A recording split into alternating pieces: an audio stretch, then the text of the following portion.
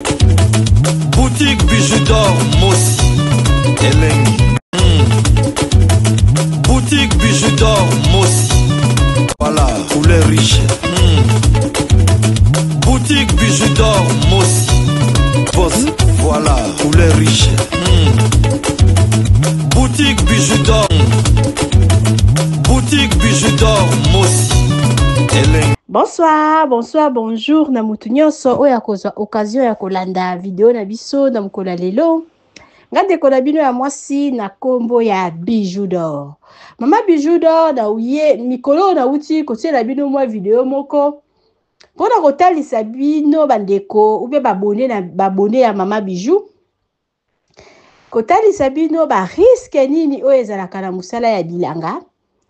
Ezala batu bazo fêter le premier, mais ezala mutu oyo bafutaka ye akoti na bilanga ake koyiba manioc.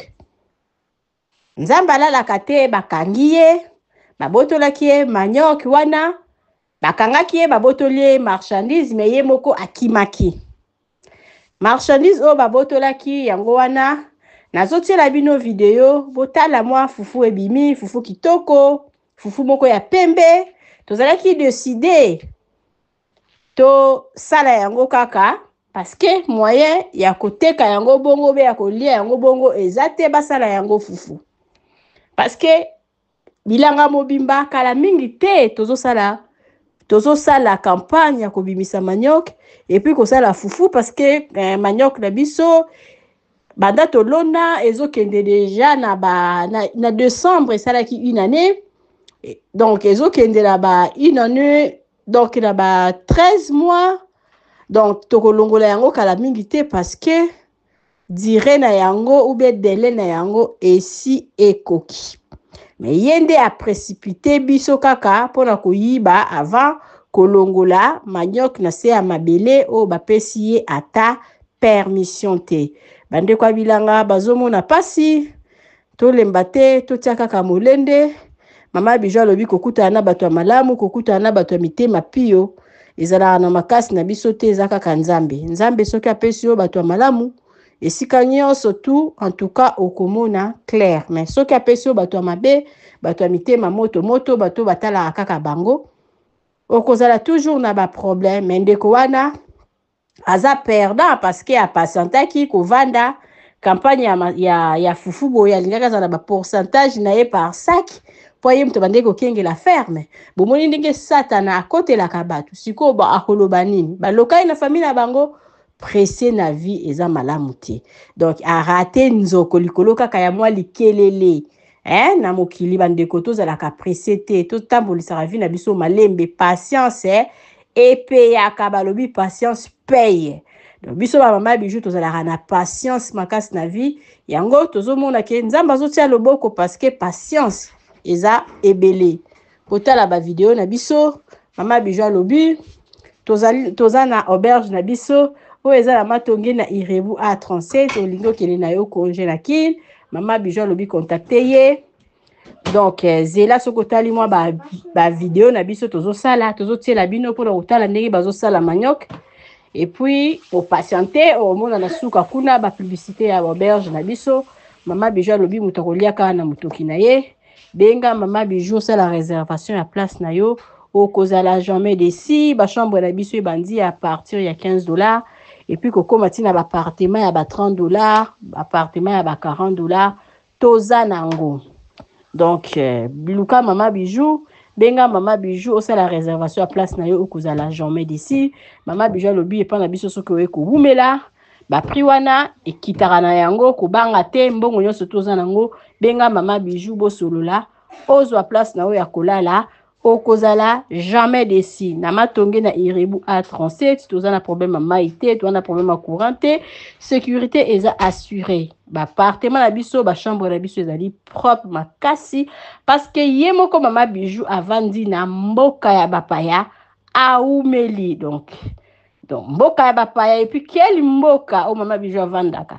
Donc Mama Bijou ko linga te esika na ye ezala salité parce que azali une expérience makasi na mboka ya bapaya atalaka ndenge nini appartement ya poto ezalaka yango wana tomemi poto na katikati ya matongi benga mama bijou sala réservation à place na yo okozala jamais déçu. Merci.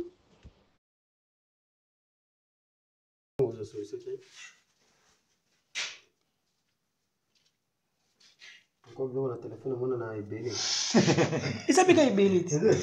Isa ibeli sana isa saki. Ya saki mobimba. Isa saki ngendomba. Isa saki nyo se kota kati. Nyo se kota te. Adese yo moni dalaga na adese ami.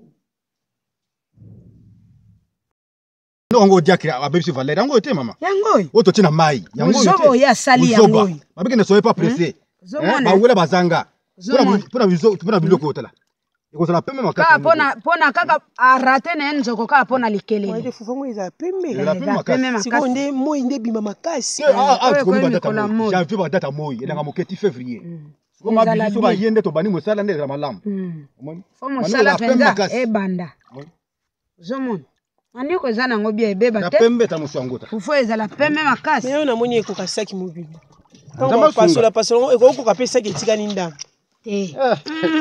saki pe vimba kati siko mabishi o ba déchet ezala te pour ça il a manio ko ezomona na penza na ba déchet bien ba déchet manio ko feza ba déchet eza déchet za fufu eko ta dali pe penza zala penza na dali pa na déchet eza minene sonde ezala boku kitoko makasi yo zomona ngote ba weza ki ya mike na nyoso bosali na yango nyoso yango na sezama ngo ekende wapi nyoso ko kende sikate nyoso zazat ko kende sikate ko kende wapi mama yango amekende kana izaza ko kende sikate siko mbula ne beti mayo ndiye koti bien na nini wana te na citerne ngabe na moni bongo na moni te beti mingi te nesu na mboka kuna to jus de verse nyoko minene fufu kitoko eza pembe ekende wapi mama ekende pa ite ye pena zalaka na evo mana desha makasi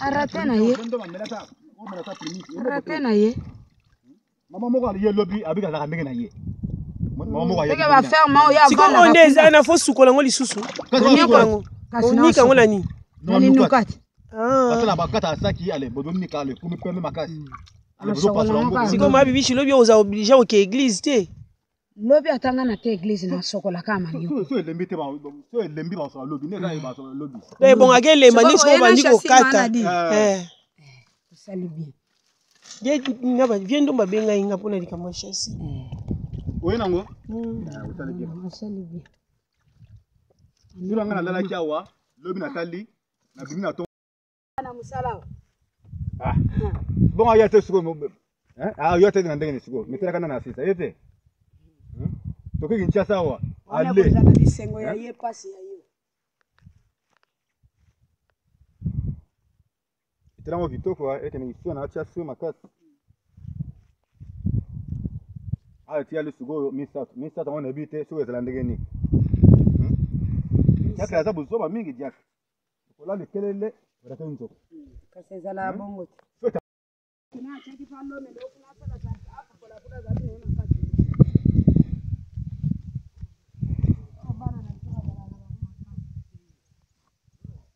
ezalaki makasi te tala bino nyonso botikaki avanda na ye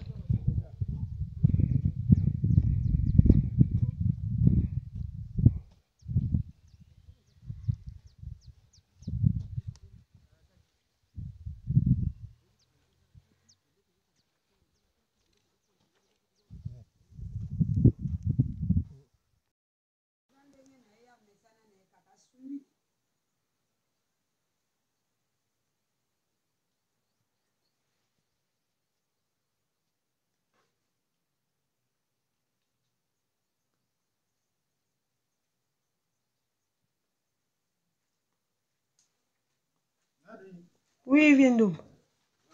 Bonjour.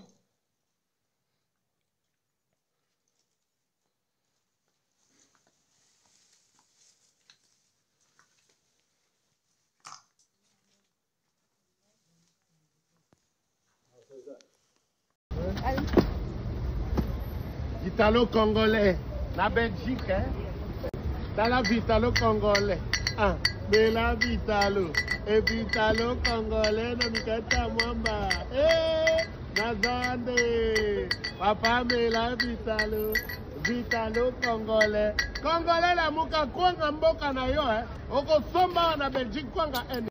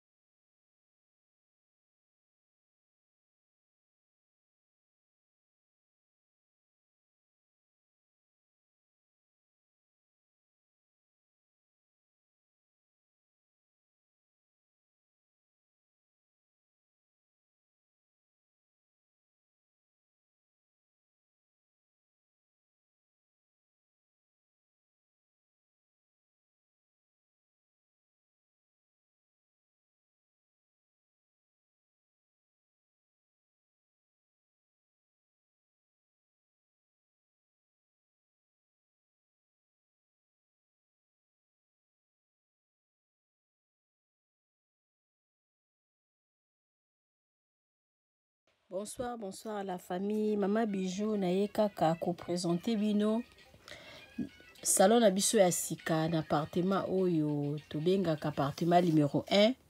Bandeko oyo bosi bokende kuna bovanda kuna. En tout cas to saleli bino surprise, to changer les bino bakiti normal, ba divan to changer pe sala manger.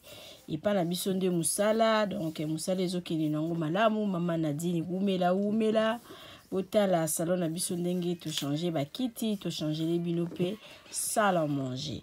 Ndako bozomona ezali chambre salon cuisine. Et komaka pe 2 chambres salon cuisine. Benga ngai osala réservation ya appartement numéro 1 okozala jamais d'ici. Merci.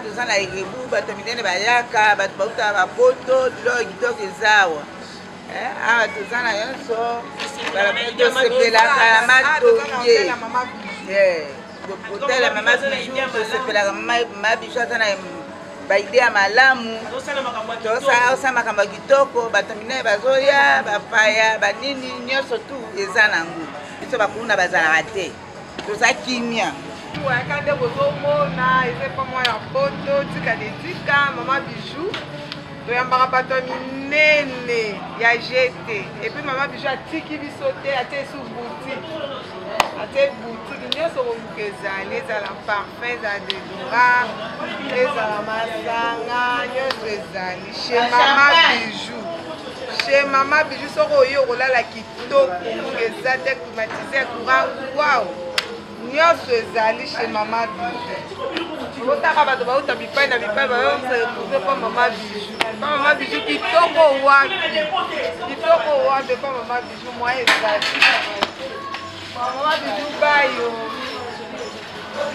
sika eye na kati ya matonge auberge na biso ezali wana mpona baséjour na bino botala ndenge mama bijou abongiseli bino place ya kitoko ya kolia place na biso ya détente toza na malewa oyo tolambaka kitoko na kati mama Nadine azozela bino botala tokoti na appartement numéro 5 oyo mama bijou alobaka chambre ya pamba na biso toza na douche debout ya propre toza na lit ya 2 personnes toza na climatiseur tokoti na appartement numéro 3 oyo pe lisusu ezali kaka chambre ya pamba na kati ya appartement numéro 3 eza na tv eza na frigo eza climatisé eza vraiment propre makasi botala toilette nango appartement numéro 5 oyo tokotaki liboso bomoni sikoyo tokoti na kati ya salon oyo tobenga yango appartement numéro 6 appartement numéro 6 oyo ekomaka 2 chambres na appartement numéro 5 botala cuisine na biso ndenge eza kitoko toza na ba chambre salon cuisine toza na chambre salon cuisine toza na 2 chambres salon cuisine toza pe na ba chambre simple botala place tobongisi mpona koya kosala mwa repos bapaya koya kovanda botala appartement na biso ndenge eza kitoko appartement numéro 1 oyo tokoti na kati ezali appartement moko donc eza na rez-de-chaussée eza na $40 par jour soko koya kowumela mama bijou alobi kobanga te mama bijou asololaka na ye kitoko botala appartement na biso ndenge eza kitoko botali toza na salle à manger botali bakiti na biso ndenge ezali propre botali cuisine na biso ndenge eza kitoko ndako na biso eza kitoko sécurité eza assurée mama bijou alobi benga ngai okozala jamais d'ici botala ndenge mama bijou abongiseli bino appartement na biso mama bijou alobi mbangu de pe malembe tokokoma botala mosala na biso ndenge ezotambola kitoko mama bijou alobi toza na problème ya mai te toza na problème ya courant te toza na départ unique toza na groupe tema na yo appartement na biso tobandi à partir ya $15 seulement ozwi chambre na yo ya kolala ya bien soki mpe okoya kowumela koleka ba 3 mois chambre wana ya $15 tozwaka yango kaka na $10 balobi ya boye bozwi wapi soki kaka epa na biso na matonge na irebu A37 te mama bijou alobi solution eza epa na biso ya boye nanu ezala te tosaleli bino boutique na kati ya auberge mama bijou alobi asali boutique na ye na kati ya auberge okoki kozala na posa ya komela vin okozwa vin na kati obosalaki mwa dodora na yo na poto okomona dodora na yo na kati ya auberge na biso mama bijou alobi obosanaki kado kobanga na yo te mama bijou azweli bino solution na kati ya auberge na biso oyo eza na matonge na irebu A37 botala ba ombia botala ba savon ya ombia ya mbuma ya ombia ya mai botala mama bijou atie ba maquillage na tie ba anti-age mama bijou alobi kobongisa loposo eza place mosusu te kaka na matonge na irebu A37 olingi osombela mutu mwa montre ya kopesa mutu kado okozwa na kati ya auberge na biso na boutique na biso oyo eza na matonge na irebu